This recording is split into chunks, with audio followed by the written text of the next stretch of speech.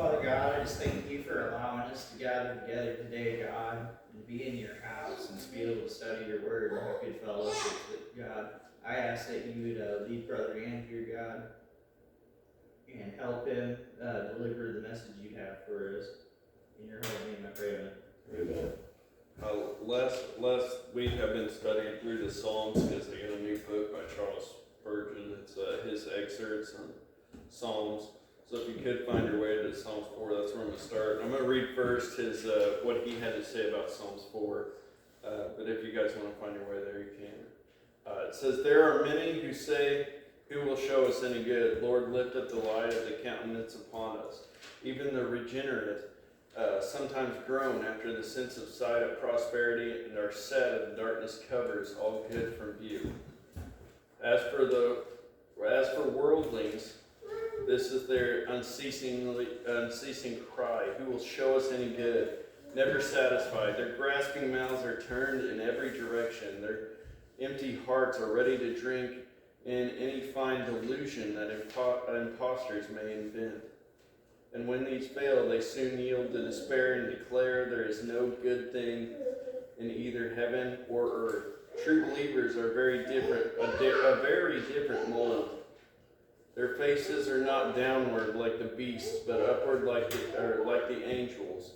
They drink not from the muddy pools of mammon, but the fountain from life above. The light of God's countenance is enough for them. This is their riches, their honor, their health, their ambition, their ease. Give them this, and they will ask no more. Their joy unspeakable and full of glory." I like that how he says, they're of a different mold. Their faces are not downward like the beast, but up like the angels. But this is actually a psalm of safety for the faithful. And it's a Psalm of David. I'm going to read it now. Verse 1, "Hear me when I call, O God of my righteousness. You have relieved me in my distress. Have mercy on me and hear my prayer." In my notes in the Bible it says, "O God, my righteousness," can also be translated, "O my righteous God." The phrase has two meanings in the language it's in. And it says, number one, only God is righteous. Number two, all a person's righteousness is found in him alone. The psalmist is facing a very pressing need, but his confidence in God remains especially strong. He addresses God in his terms of character, his righteousness. Then he speaks of God's earlier saving works in his life. He has relieved me in my distress. So, here David's basically saying, no matter my pressing issue, God still gives me my strength. He's still my safety. He's still faithful to me. Verse 2, "How long, O sons of men, will you turn my glory to shame? How long will you love worthlessness and seek falsehood, Selah?" Verse 3, "But know that the Lord has set apart for himself who is godly. The Lord will hear when I call to him."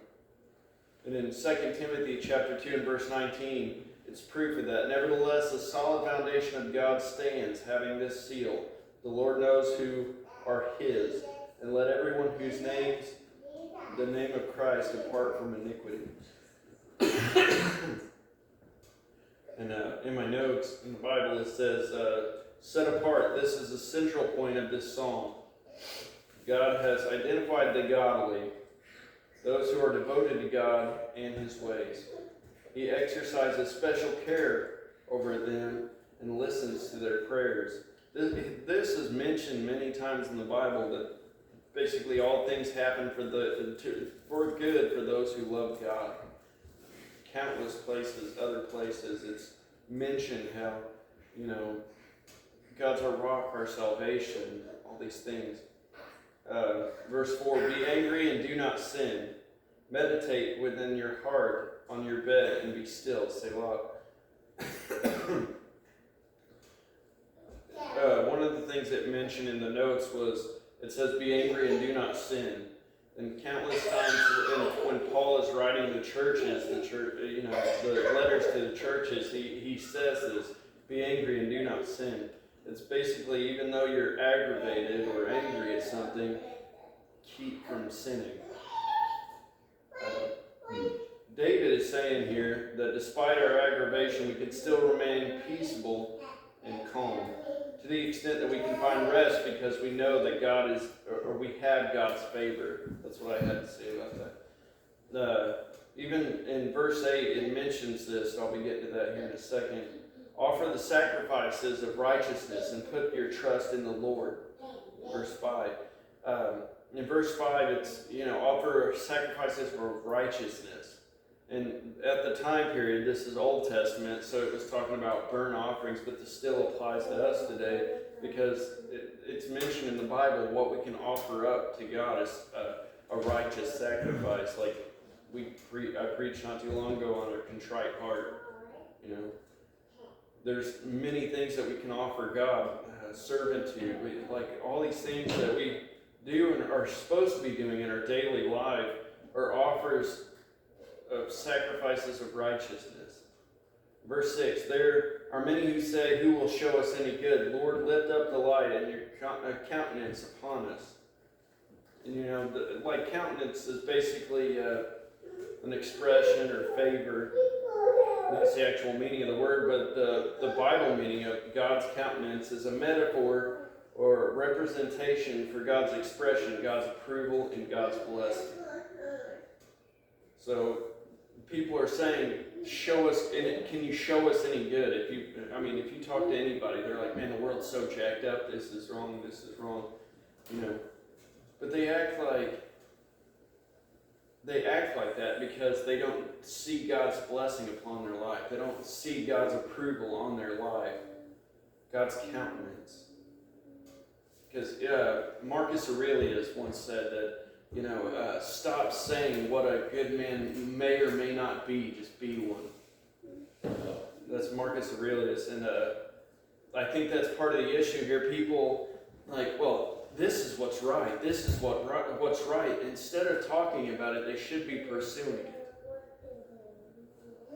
Pursuing God's blessing, God's expression, His approval. Verse 7, you have put gladness in my heart more than in the season that there are in grain and wine increased. See, like Charles Spurgeon said before, his countenance should rank higher than the monetary gain. God's recognition is far more desirable than any monetary gain. Like he was saying there, it's more worth more to him than the grain and wine increase. Like if back then your crops, what they yielded was your wealth or your animals, anything that was considered monetary gain. It was like their money. So here he's saying, God, you've increased me much more than any kind of gain that I could have had in the world. Just having your blessing and knowing that you're my safety. In verse 8, I will both lie down in peace and sleep. And right in verse 4, he's saying, meditate within your heart on your bed and be still, even though you're angry. So here, I wanted to focus on that. He says, I will both lie down in peace and sleep. But he just said a minute ago, he's angry. And that's the kind of peace that God gives us, even though we're going through a turbulent time. Even though we're going through all these situations and things in our lives that are not how we expect them to be, we still have His blessing to the extent where we have a peace about us and we can sleep. We can meditate on Him and find peace. For you alone, O Lord, may make me dwell in safety. See, David here is saying that, for you alone, O Lord, will make me dwell in safety. He's like, no matter what else goes on, I know you have me. In Psalms 4, church, this should be building us up. Like every one of us has something going on right now we don't know the outcome of. We don't know which way to turn, but we can always turn to that safety. If there's something God's trying to press you towards and you don't know how to go about it, like Gideon, or if there's something going on in your life, like you just watched a family member that's going through something in a bad way, you can call on God, like, because you know He can do anything. If you're aggravated, I'm always aggravated, but you can always call on Him and He will give you a peace in this storm. All these things that we take for granted, church, this is something that we should adhere to, something that we should hold dear to us. We have God's favor above all else. We might not have the most money, but God's favor is worth more than the money. All these people going through the same things that we are in their lives, they don't have that safety of knowing that God's got them. They don't know God's blessing. They don't know God's approval even. That's something we should not take for granted at all. We have something that's more precious than silver or gold. We have something that we can always count on. All these people, there's so many people, if you don't believe me, there's so many people that are fighting abortion right now that are not Christian. And, they're like, where's the good in the world? That's not right. It isn't right. But the problem is, these people aren't pursuing what is right. There's so many people now that are going through things and they're like, how he did that person wasn't right. If you want to make an impact on somebody, show them what is right. Church, you want to be a better Christian, basically stop focusing on everybody around you and all the stuff that they're doing and pursue it. If you want to be a better father, if you want to be a better husband, a better wife, pursue it. Church, there's so many things going wrong in the world today, and like a famous preacher, Tozer, actually said one time, instead of pointing out what he goes, there's a lot of problems in the church today, but instead of pointing out what our others are doing wrong, fix what you're doing wrong. And that's basically what I'm getting to today is we have God's approval and blessing. What are we going to do with it? What are we going to do with the knowing that we have God's favor? The same God I talked about last week, the same God that parted the Red Sea and walked on a water that was outrageous. That God, we have His approval. Now, what are we going to do with it? What are we going to change with His approval? Church, that's something I've been dealing with right now. It's like, I'm to the point I don't know what I'm going to do. I don't know where I'm going to go, what I'm going to do next, but I'm just glad that I have that favor. This is something I needed last week. It was like something, I'm roofing an A12 right now. It's a bit outrageous. It's like 100 degrees outside. I'm roofing a black roof that's straight up and down, Like on top of that, I'm getting off work and going to do something else. I'm already getting off work late. I was like, basically asking God why. And then last night I'd been reading my Psalms like off and on between another book that Ben and Trey already finished. I already should have finished. And I was reading this and God's like, it doesn't matter what comes up. You have my favor, Church, what are we going to do with that favor? What are we going to do with that approval? What are we going to do with that knowing that we have that safety net?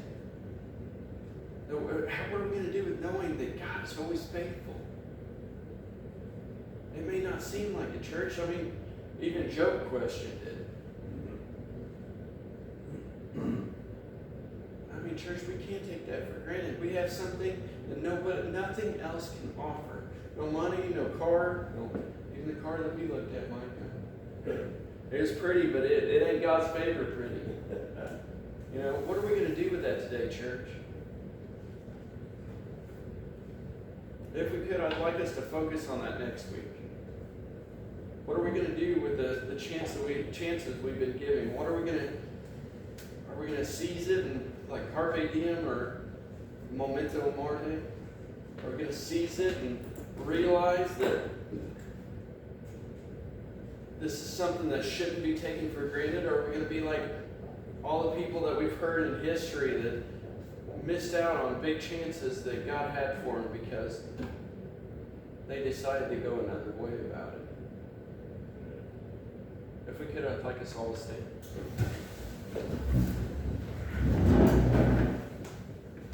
Brother Mike, would you close us in prayer? Heavenly Father, once again, I just thank you for the people who come to this church and ask you to expand that, because the preaching is good, the fellowship is good, and we just appreciate everything you do for us, the things we see and don't see, and we just, we know we take it for granted, Lord. We just get lazy, we just get, just distracted by different things all the time, and there's thousands and thousands of distractions out there, one after another, just to try to keep us away from you. Lord, I just ask you to center us and bring everything back to you, Lord, and let us have a mindset of going to you first for everything. And I just think, as Brother Andrew said, let's focus on that this week, and just see what the outcome is. And habits are hard to change, very hard to change,